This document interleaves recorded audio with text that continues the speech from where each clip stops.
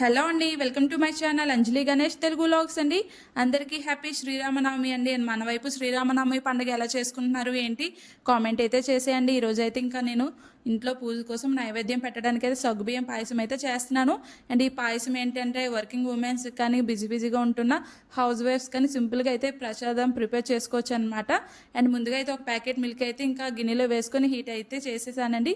అవి మరిగిపోయిన తర్వాత అరగంట పాటు నానబెట్టుకున్న సగ్గుబియ్యం అయితే వేసుకోవాలి. అండ్ తర్వాత కొంచెం సేమియా అయితే వేసుకోండి. సేమియా మీకు ఆప్షనల్ అనమాట.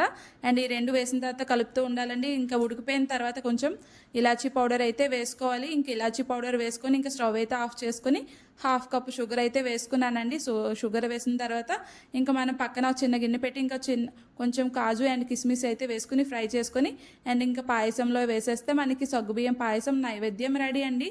అండ్ నేనైతే ఈరోజు అయితే పూజ ఇలా అయితే చేసుకున్నానండి. అందరికీ హ్యాపీ శ్రీరామనవమి అండి.